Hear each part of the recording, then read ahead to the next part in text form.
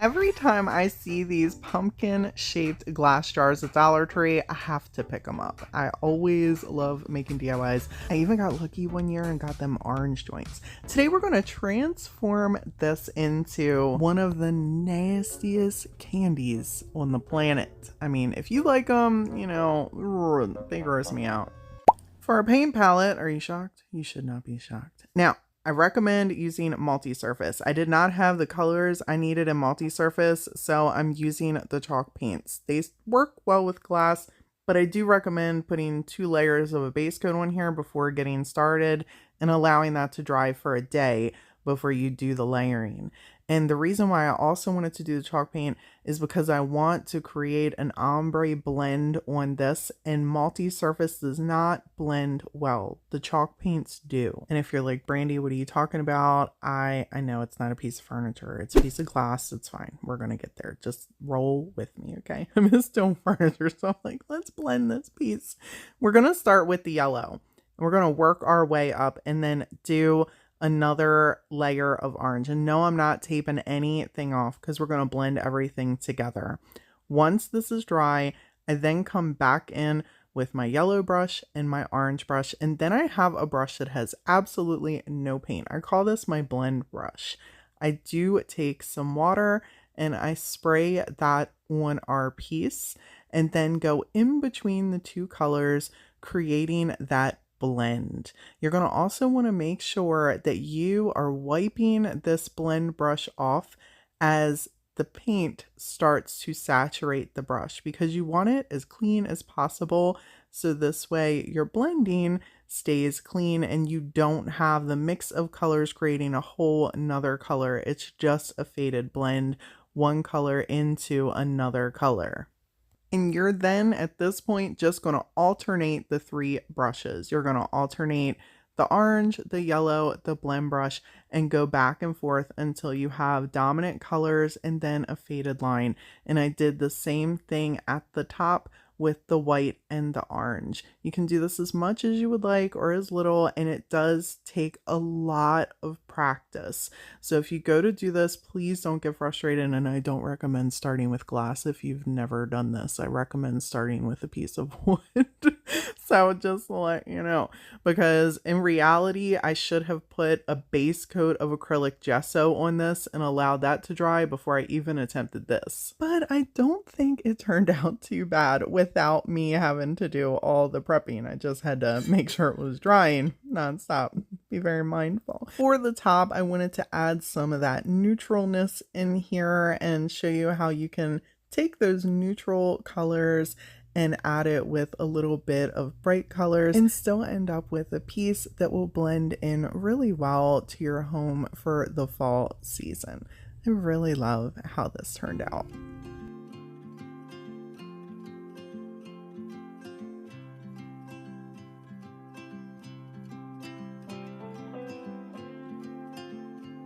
These large craftwood pieces at Dollar Tree are perfect for so many DIYs that you can create at home. Today we're going to cut one down and turn it into a large tag decor piece for fall, incorporating this pumpkin piece. And people, being real with you, if you're trying to save money because you have a lot of projects to make like this, go to Home Depot, get a piece about this size and cut it down. You'll save some money. Now I busted out my big old miter saw for this project, and then I turned our piece on 45-degree angle so we could nip the edges off of our pieces of wood. And we're just going to do it at the top edges, and I'm going to leave about 1/4 of an inch to an inch in the center, giving us that tag look.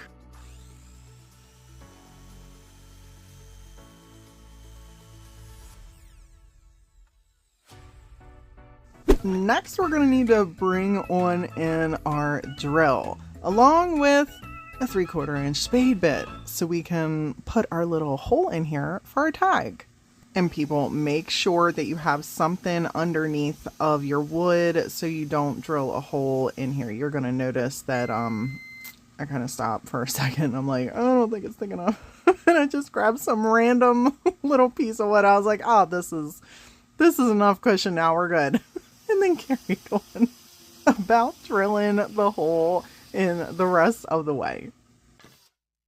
Now everything's a little crusty, so we're gonna need to bring on in our little finger sander and give everything a little shave down. And I went around the whole piece doing this. Now, if you want to keep yours a little rustic, you don't have to, sand yours down. This is just how I went about it. Next, I grabbed my white Waverly chalk paint and spritzed down the wood and gave the front and the sides a nice coat. I did not cover the back with this paint. And because I get asked often, why am I spraying the wood? It just helps move the chalk paint around a little bit, it thins it out, and it helps conserve some of my paint. While that's drying, it is time to pick out a napkin. So I busted out my stash and went through our candidates until I landed on one. I thought this piece would be perfect because it was a full large design. It didn't have a repetitive one in different sections of the napkin.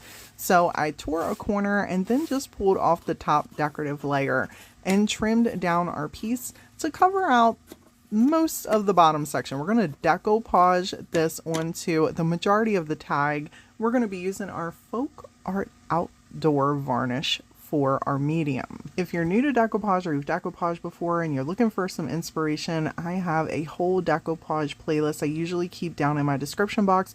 Just click the more button underneath this video and you'll be able to check it out there. Tons of tips and tricks and information in there for you. Now, 2 items I feel like I have to have when I'm decoupaging a napkin are my TDS decoupage fan brushes. These are artist brushes. They're in the fan style. I love how they smush right up underneath the napkin as I'm applying the medium, so you get a flawless connection throughout your art. And a sponge. I love using dry sponges. This is just a little dry kitchen sponge. I picked these up in a pack from Walmart. Some people recently have said that they've been able to find them at Dollar Tree. You get them wherever you would like. I usually cut them in half and then I will take them and press them down on top of our napkin. They help soak up any extra medium that is seeping up through the pores in the napkin, so you don't have a ton of that medium sitting on top of your napkin helping create wrinkles, as well as flattening your piece out as you go. Now we're going to need to bring on in the finger sander after our piece is completely dry. You do not want to sand off your decoupage while it is still wet. Allow it to dry at least 3 to 4 hours if you got the patience. I let mine dry overnight and then took the same folk art medium and went around the top of the napkin, putting a light layer of sealer. I put the pumpkin here, making sure to go around it, and the reason is because I didn't want to put a layer of sealer behind the pumpkin where I'm going to glue it down. I want that glue to kind of seep in through the napkin to get an attachment onto the thin layer of medium we put underneath, so our piece stays stuck together really well. You can use hot glue if you want to, but I decided to use some of my Type-On quick and thick, and then I grabbed some clamps and allowed this to dry for a few hours. And just to be sure our piece was stuck on there, I wiggled it around just a little bit. And then I brought on in some burlap ribbon, and I took enough off that I could wrap the ribbon right behind each other, so it gave a little bit more of a high-end look and it wasn't see-through. And I was happy with the length. It was time to bring on in the stapler so we could pop a couple of staples in the back of this joint. I feel like I haven't brought in the stapler in a video in a long time. It's nice to see you, Fred.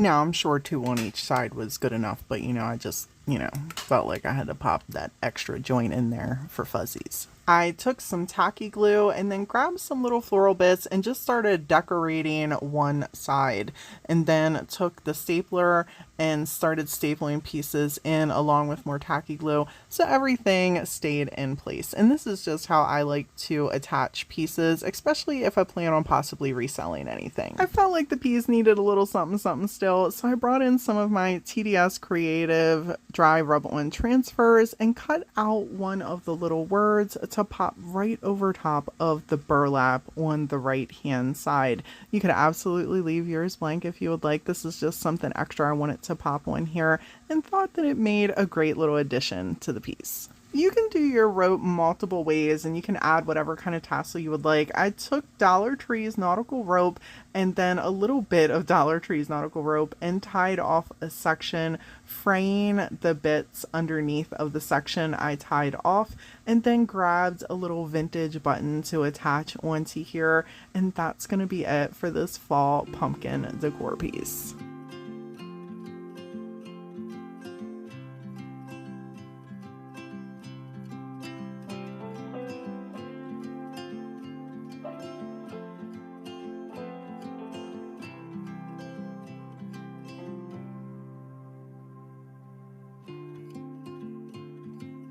I've been a fan of these tabletop hoop pieces for some time. They got the boho vibe going on, and Dollar Tree always has this 2-pack. Forget the fact that like one is missing. Okay. They have a 2-pack of these, usually at the store. We're going to use the large one in the pack for this project. Grab a base. Dollar Tree has a bunch of different options for you to choose from, and the wood pieces are actually pretty nice. Then it's time to bring on in your stapler. For a little bit of added stability, I decided to pop some wood glue in there and then attach both pieces. I went with a round base. I popped 3 staples in this joint and allowed it to dry before grabbing our floral bits. Now, I had some pieces from Hobby Lobby that I recently picked up for $1.49 and 99 cents, along with some Dollar Tree pieces. And I just kind of attached them with some hot glue, holding them into place. And then once that dried, I smushed some tacky glue in there for a long lasting hold.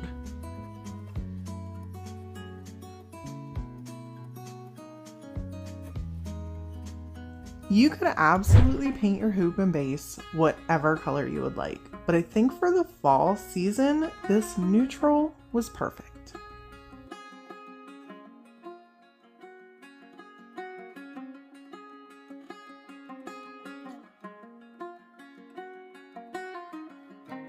These little truck pieces at Dollar Tree are so plain, but we're about to transform this into a beautiful centerpiece. We're going to take some Rust-Oleum textured spray paint and put a layer on both of these pieces.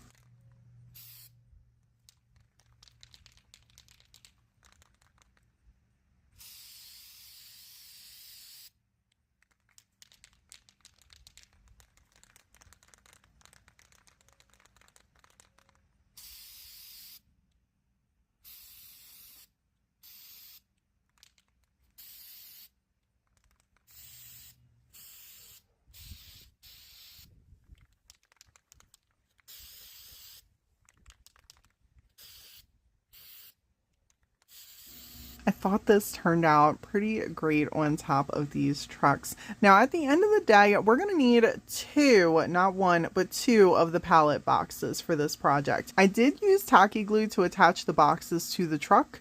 Just FYI, I don't know why I don't have that recorded for some reason. I'm sorry about that.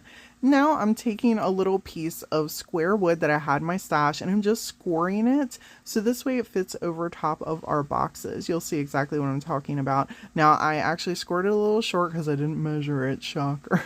Make sure you measure yours so it fits over there perfectly, and then I just fit this right onto the top, and the cool thing is it fits right in the center. If you don't have anything like this, you could absolutely use popsicle sticks or you could use painter sticks and cut them down. That would work as well to just kind of fit over here to create a base. See how I'm putting the little candle piece on there?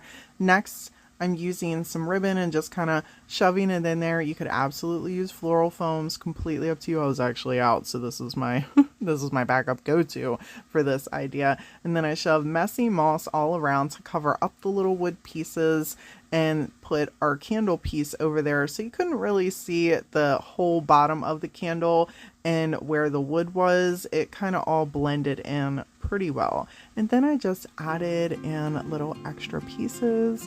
And how amazing does this look on the center of a table?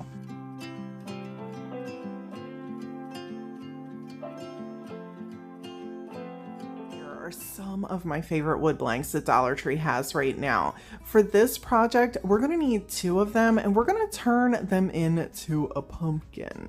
I'm gonna use a little bit of wood glue and some hot glue to attach these two by just smushing them together.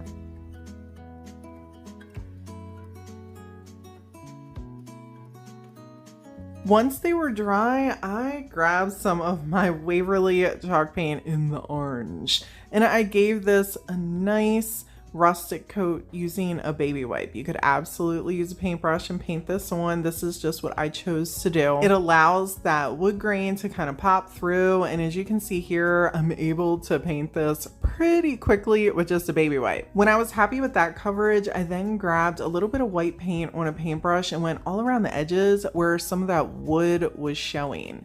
This is going to allow me to kind of blend some of Antique's Waverly wax around the edges and get a very mute brown color while it's still having that rustic edge feel.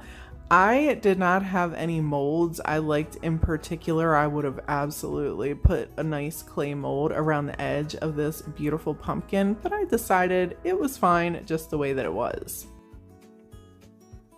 You can see here how there's some of that white and some of the dark kind of popping through around the edge. You can do this as much as you would like to create it as dark as you would like or keep it as light as you would like. For the stem, I kind of just went fishing in my little wood bits that I had here.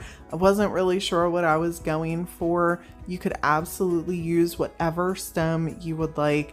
I decided to go with this little one right here that had a hole in it, and you don't see me on camera do it, but I took a half of wooden bead and put right over the top of that hole so you couldn't see it. I decided I wanted to put a little accent on our pumpkin, so I grabbed a damask stencil and taped it down as best as I could in the spot that I wanted, and then grabbed my homemade texture paste to put a little raised stencil right on this section. You could use paint if you want. It does not have to be texture paste. It's completely up to you. I put a small thin layer here, and if you want, you could absolutely put another one on the back.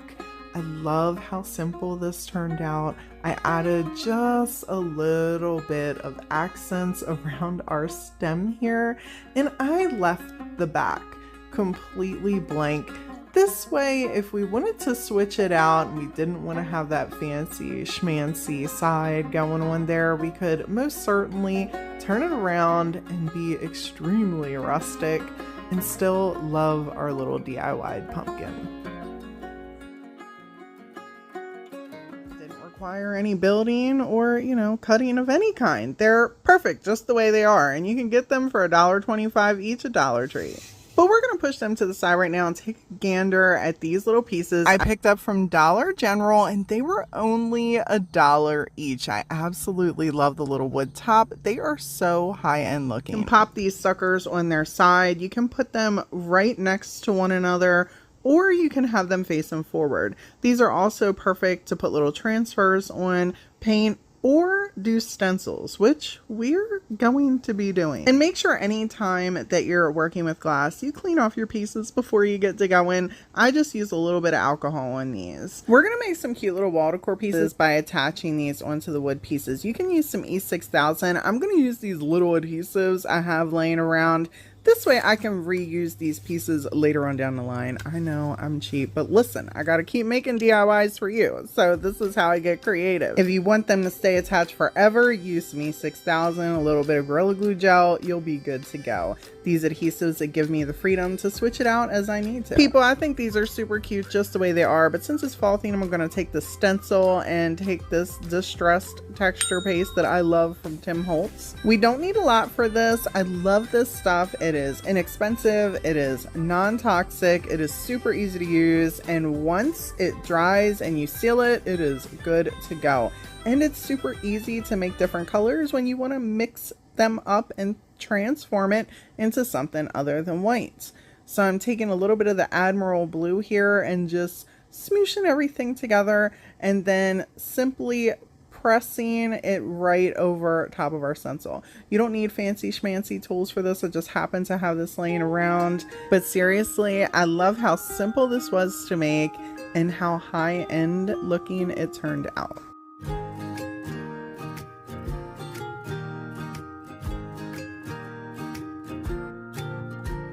Decor sign, we're gonna need one of Dollar Tree's large square blanks. I'm removing the tag because I don't plan on hanging mine. You can keep it if you want, and then pick a color. I'm gonna use this. I've been really in love with this kind of color for a couple months now, and I'm just using a little bit of this with a baby wipe to get a nice coat on this entire blank. You're going to be able to see the wood grain through this a little bit, which is exactly what I want. If you want solid coverage, make sure you paint it without any water. When it's dry, grab yourself a stencil. Any stencil, I just wanted to use this one. I really like this piece. And then tape it down.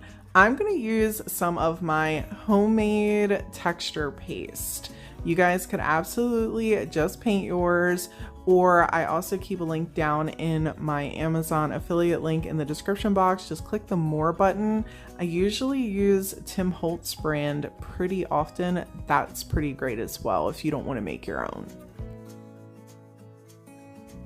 While that was drying, I wanted to make a big, gorgeous, giant bow, okay? But me knowing me is really aware that I can't. So I grabbed some of this Dollar Tree fabric that I had that has a beautiful color on it and started snipping it in bits, because I might not be able to make a big, giant, gorgeous bow, but I sure can layer me some bits and make me a nice, messy bow. I didn't show it here, but I want to let y'all know that I'm using tacky glue for this and a paintbrush, and you'll see that I am like painting it on the fabric plus the wood, and I'm doing this for each strip.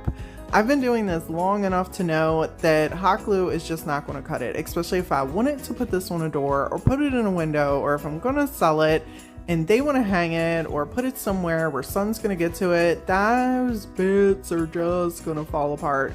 So tacky glue is just going to make me feel fuzzy inside, and while it is messy and it is a pain when you're doing projects like this, I also know that it is going to withstand whatever it's going to be placed in.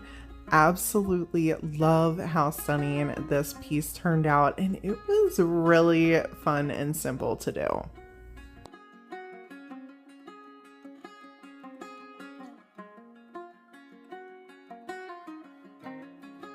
If you're looking for more fall DIY inspiration, check out this video right here. And as always, people, thank y'all so much for hanging out with me today. Until next time.